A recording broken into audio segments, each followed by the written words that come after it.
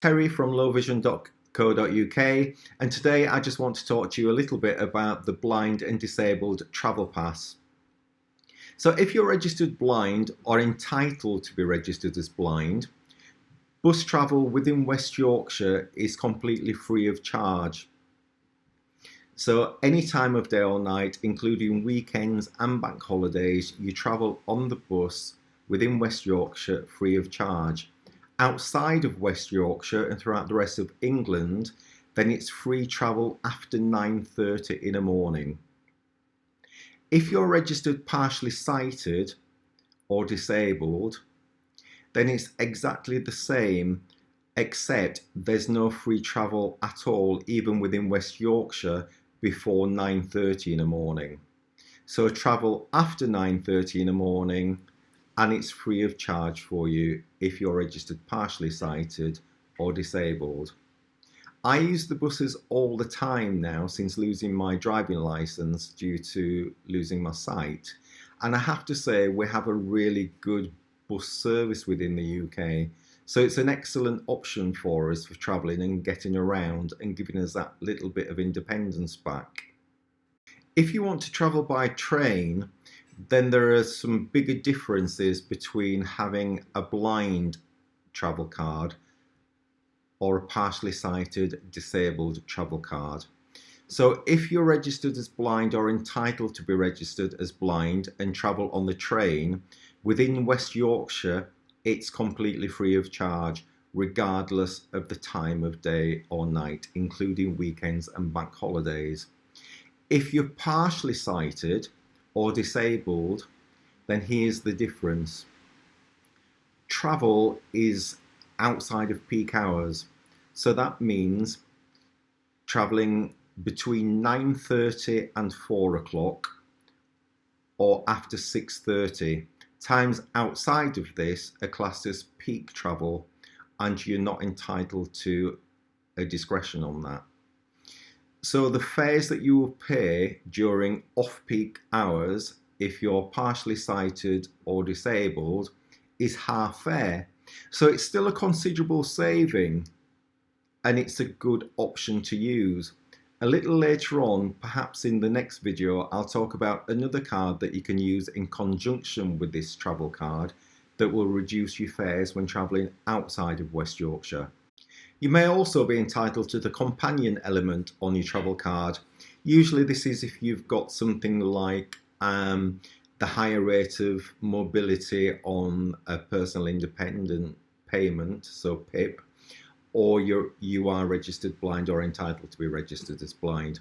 A companion is anybody that travels with you, one person, and it could be a friend or relative. It doesn't have to be the same person that travels with you each time.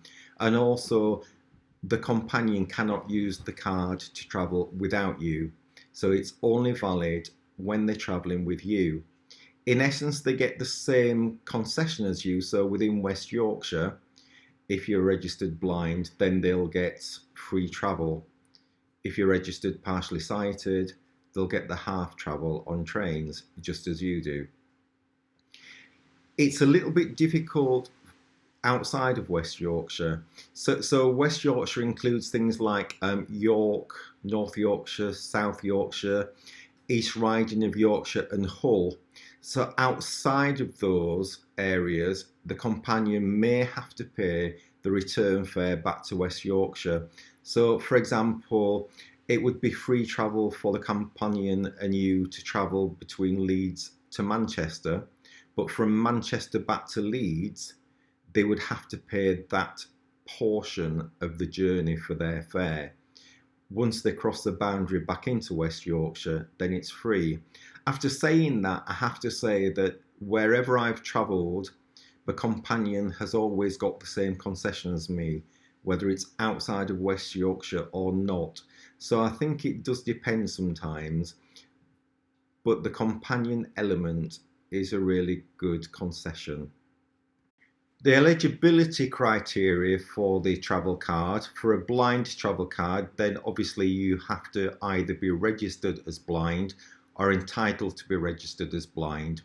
For the disabled travel card, then either be registered or entitled to be registered as partially sighted, have a profound or severe deafness, be without speech, be a blue badge holder with a higher rate of mobility on PIP, have a war pension mobility supplement, or be part of the Armed Forces Compensation Scheme. Also, if you have a disability or an injury which has substantially reduced your level of mobility and is expected to last for at least 12 months, to not have arms or to have permanently lost use of both arms, or a long-term disability that has significantly impaired your social functioning.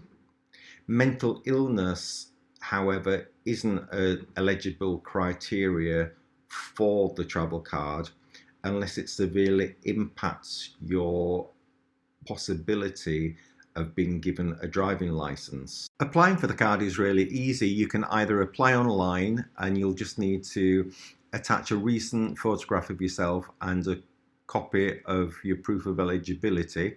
If you don't want to do that or unable to do that, then you can just approach your local council and they'll sort the application out for you. If you apply online, they'll pass it through to your local authority anyway for them to process, and it can take up to 8 weeks to get your card. I actually got my card within 2 weeks, I think, so that was great. Once you get your card, it's really easy to use. On the bus, with me being blind, I can't find the card reader, which is situated usually at the side of the driver. So I just give the driver my card, he'll pop it under the scanner, and that's it. With regarding to the train, if you're registered blind, then you just get on the train. You don't need to get any tickets. If you've got the disabled card or the partially sighted card, then you obtain your tickets first before you travel and pay your half fare, and then show your ticket and this card to anybody on the train if they ask to see it. Once you get to the other side, I simply flag somebody down with my card and they let me through. So let me show you the card. Hopefully you'll be able to see this.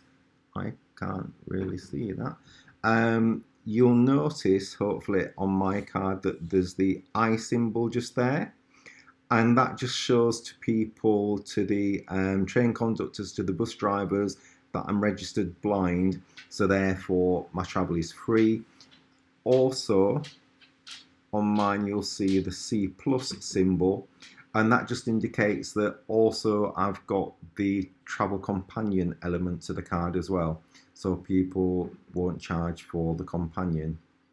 There's also a telephone number on the back of the card, because when I first got mine, I didn't have a clue what to do with it. So I rang the telephone number up, explained that I was newly diagnosed blind, and they went through everything with me. They were really, really good.